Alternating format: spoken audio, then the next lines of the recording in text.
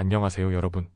오늘의 흥미로운 영상 내용은 백신 드론 사면 트럼프 기자회견에서 얻은 7가지 교훈, 그리고 2025년을 앞둔 중국의 기술 기반 무역 전쟁과 핵의 금속 독점에 관한 것입니다. 우선 좋아요 버튼을 누르고 채널 구독 및 알림 설정 또 잊지 마세요. 여러분의 관심과 지지가 저희에게 큰 힘이 됩니다.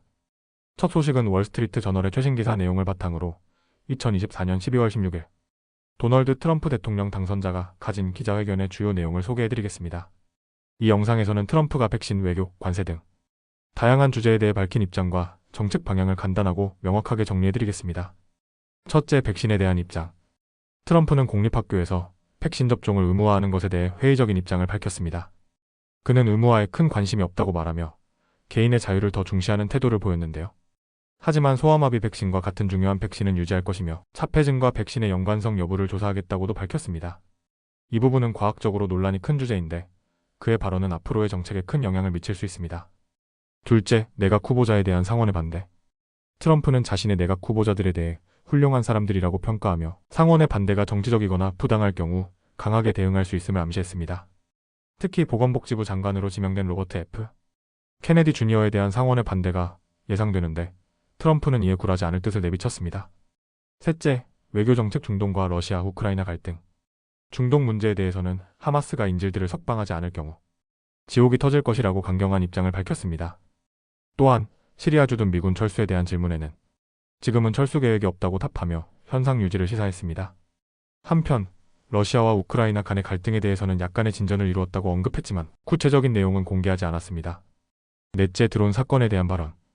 최근 뉴저지 상공에 나타난 미스터리 드론에 대해 트럼프는 정부는 이미 드론의 출처를 알고 있다고 주장했으나 자세한 근거나 보안 브리핑 여부는 밝히지 않았습니다.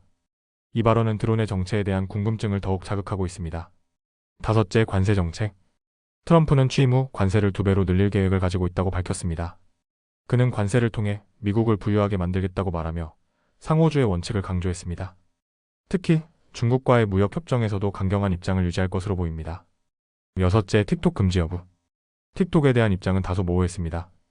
그는 앱 금지 가능성을 열어두었지만 구체적인 계획은 언급하지 않았습니다. 앞서 바이든 행정부가 중국 소유권에서 철수하지 않으면 틱톡을 금지하는 법안을 통과시켰기 때문에 트럼프 행정부가 이 법안을 어떻게 실행할지가 주목됩니다. 일곱째, 뉴욕시장 사면 검토.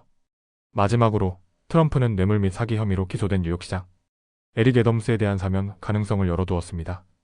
그는 애덤스가 불공정한 대우를 받고 있다고 주장하며 정치적 동기로 인한 기소 가능성을 시사했습니다. 이처럼 트럼프 대통령 당선자의 이번 기자회견은 그의 정책 방향과 정치적 의도를 엿볼 수 있는 자리였습니다. 특히 백신과 외교 문제는 앞으로 많은 논란을 불러일으킬 가능성이 큽니다. 다음 소식은 월스트리트 저널의 기사 내용을 바탕으로 중국이 희귀 금속을 무기화하며 기술 기반 무역 전쟁을 주도하고 있다는 이야기를 전해드리겠습니다. 이번 이슈는 미국과 중국의 무역 갈등이 심화되면서 갈륨, 게르마늄 등 전략적 금속이 중심에 서게 된 상황입니다. 첫째, 중국의 희귀 금속 독점 현황. 중국은 세계에서 희귀 금속 및 전략적 자재의 주요 생산국이자 가공국입니다. 특히 갈륨, 게르마늄과 같은 금속은 반도체, 군사 장비, 전기차 배터리 등 첨단 기술의 필수적인 요소입니다. 갈륨 반도체와 LED 생산, 게르마늄 광학기기, 레이저 시스템, 안티몬 군사 장비 및 탑금. 중국은 이 희귀 금속의 수출을 제한하면서 미국에 강력한 경고를 보낸 셈인데요. 미국이 반도체 수출을 제한한 데 대한 보복 조치로 볼 수 있습니다. 둘째, 무역 전쟁의 주요 배경. 중국과 미국의 기술 무역 갈등은 2025년을 앞두고 격화되고 있습니다. 보스턴 대학교의 마크 윌리엄스 교수는 미국이 이런 상황에 제대로 대비하지 못하고 있다고 지적했는데요. 그는 이렇게 말했습니다. 중국은 히토류와 전략적 금속을 무역 무기로 사용할 준비가 되어 있다. 즉, 미국 제조업은 이러한 갈등에 크게 타격을 받을 위험이 큽니다. 셋째, 중국의 전략적 움직임과 미국의 대응. 이번 조치는 무역 전쟁에서 여러 최초의 사례로 기록되고 있습니다. 중국이 전략적 광물 수출 제한을 미국만을 겨냥해 실행한 것은 처음입니다. 미국의 첨단 기술 수출 제한에 직접 대응한 조치이기도 합니다. 이로 인해 반도체를 포함해 자동차, 모바일 기기, 군사 장비 등 다양한 산업에 부정적인 영향을 미칠 수 있습니다.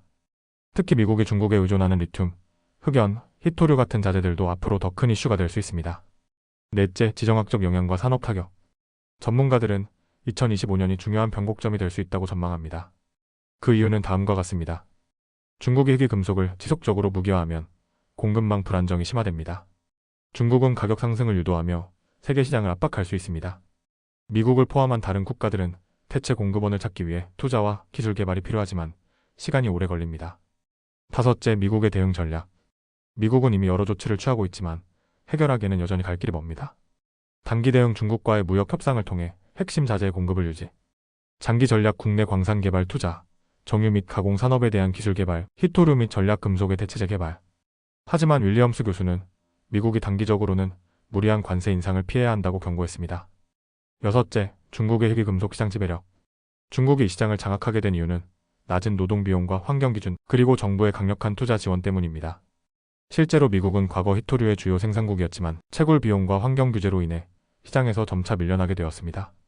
현재 서방 국가들은 이런 상황을 극복하기 위해 보조금과 대출 지원을 늘리고 있지만 광산 프로젝트는 평균 7년 이상이 소요되기 때문에 단기간 해결은 어려운 상황입니다. 일곱째, 결론 미국과 중국의 무역 전쟁의 향후 전망. 결국 이번 갈등은 미국과 중국 간의 기술 패권 전쟁의 연장선이라고 볼 수 있습니다. 중국은 강력한 수출 제한으로 미국과 서방을 압박하며 영향력을 확대하고 있습니다. 미국은 기술 기반 산업과 국가 안보를 위해 반드시 희귀금속의 공급망을 강화해야 하는 과제를 안고 있습니다. 이와 같이 중국이 희귀금속 독점을 통해 무역 전쟁을 주도하고 있다는 내용을 살펴보았습니다. 이 이슈는 단순한 경제 문제가 아닌 국가 안보와 기술 패권에 직결된 중요한 문제입니다. 오늘은 여기까지입니다. 다음 영상에서 더 유익하고 흥미로운 내용으로 찾아뵙겠습니다. 이 영상은 투자 의견이 아닙니다. 매우 고맙습니다.